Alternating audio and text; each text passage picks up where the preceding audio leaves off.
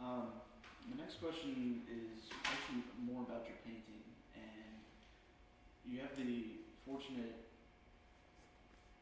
capability of capturing something that no other human has been able to do. How does that feel knowing that you're painting things and using materials that nobody else can do? Well, it feels good. It feels good, but I never thought of it quite that way when I was at NASA, because I had the job that I'd been training for and wanting my whole life, my whole schooling and then training and then professional life. And I began to think about that, and I looked around and I said, you know, there's a lot of young men and women here that can fly the space shuttle as good as I can or better.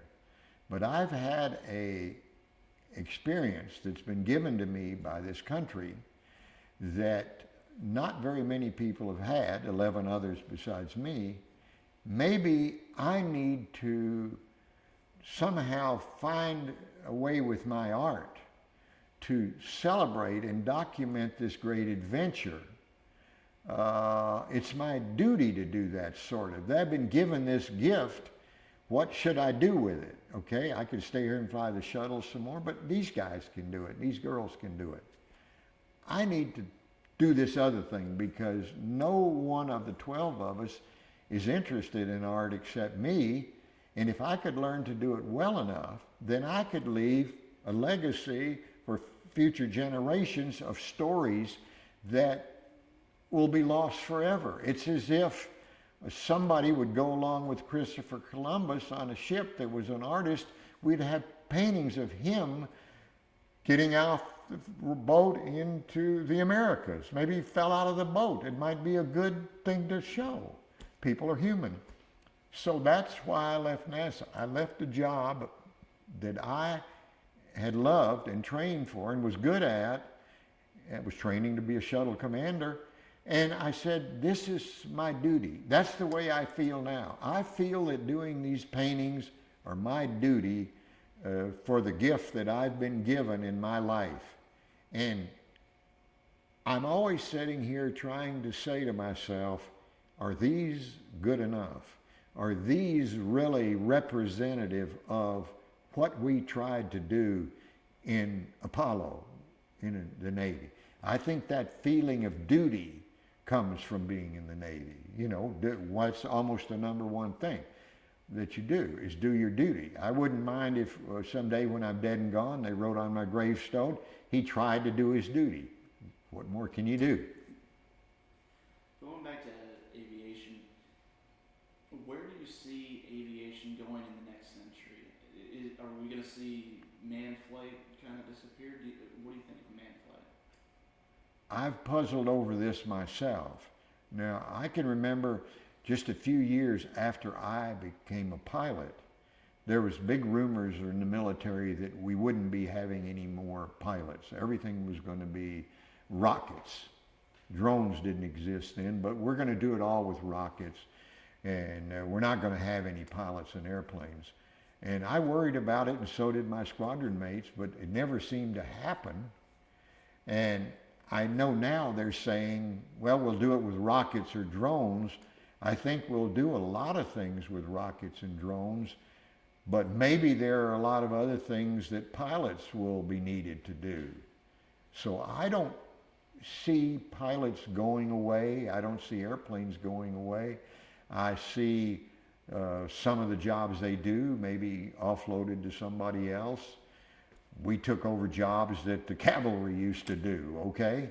So that's what I see happening. I believe that there'll always be needs for pilots. There'll always be conflict in the world. Things change, technology changes and all that, but humans never change. There's just as many good guys and good girls and bad girls as there was when Julius Caesar was around.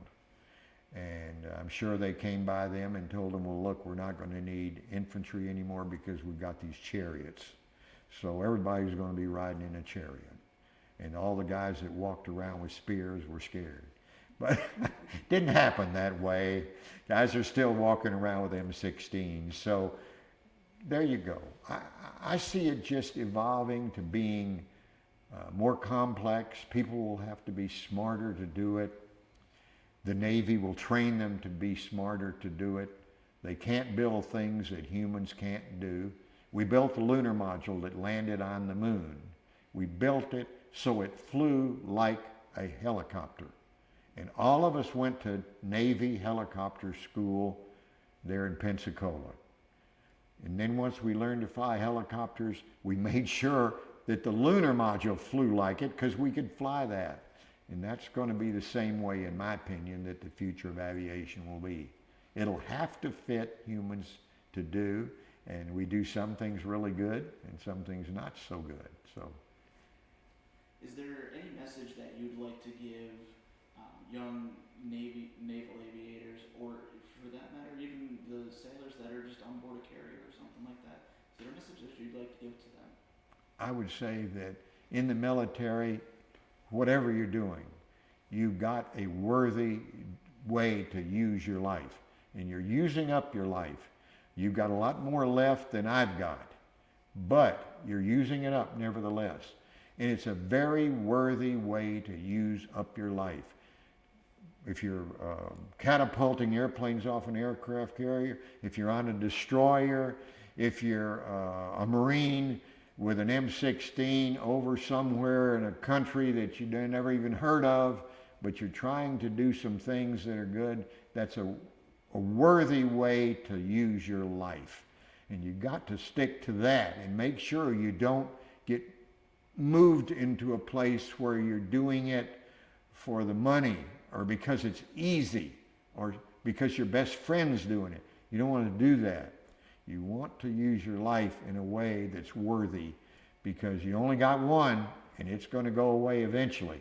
And you want to feel like, well, I did the best with that one life as I could do. That guy over there, he did it differently, but this is the best. This is what I can do. That's actually all the questions that I have. That's good. Is there anything that I may have missed, anything that you'd like to add? No, nothing. I think that because what you're making this into a 30-minute movie, you got more of me than you can possibly use. So that's good. No, you did good. You did a lot of thinking, Grant. That was good questions and good for the Navy. And I'm sure with Gene, who else have you interviewed? We did an interview with Jim Lovell. Oh, he's wonderful. Major General Bolden, Charlie Bolden. Sure. Well, you could put us on each on there for 15 seconds. That's good. Wendy Lawrence, we also got. And, that's good. I also have a Commander Cassidy, who's a shuttle pilot, as well as one of the Blue Angels. We're going to be interviewing as well. Okay. Now, one of the things that strikes me, and I was thinking as all this went on, you're not put any of the sailors on there that are doing these other jobs. You've got all aviators. How about the guys running the catapult or the arresting gear or parking the airplanes? This movie isn't going to fit them in somehow? Because the pilots are the ones behind the stick and the ones that are actually flying and giving the feedback of what they feel on the aircraft. Those are the stories that we were really trying to focus on. But I absolutely see your point. I don't think it's good to do in 30 minutes. You can't do a lot. But I would at least because maybe the story of Jim Lovell is more interesting than the guy that runs the catapult on the Kitty Hawk, Seaman third class or whatever he would be. I don't think it's good for the Navy to emphasize it. I think where you could go 2/3, 1/3, but I would never think about doing anything in the Navy or NASA if I were doing that stuff that didn't include everybody that we wanted to affect, because I don't think it's good to talk about these guys and not everybody. But you do talk about people that have like I say, it's a more unusual story.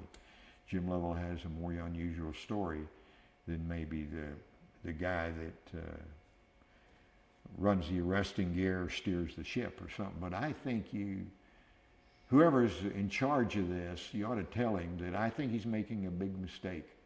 That's a big mistake to emphasize other people. If you only talk to admirals, I wouldn't like it. I'd say, that's great. How about guys like me? And if he talked then to some other pilots, then I'd feel like I fit in. I know, see, that's that command structure I told you about. Absolutely. It is.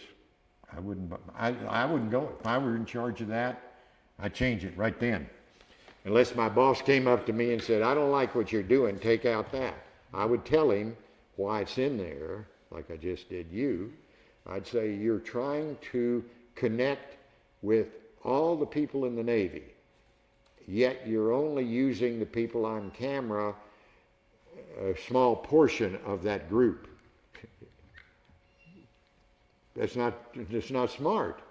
Even advertisers don't do that. They show some regular guy trying to buy a Chevrolet. They don't just, every once in a while they interview a executive with a Chevrolet or something, you know. But mostly, whoever you're trying to reach is the people you need to put on there with some experts. So Jim Lovell and Gene Cernan, they're the experts. But in general, I got lucky. The catapult guys for me, it all worked. The arresting guys that were down in the bows of the ship, setting the weight of the arresting gear in the middle of the night when they were tired, got it right and didn't pull off the hook and let me go in the drink. So I think they've got to, I would think of that myself, but that's just an opinion of somebody else.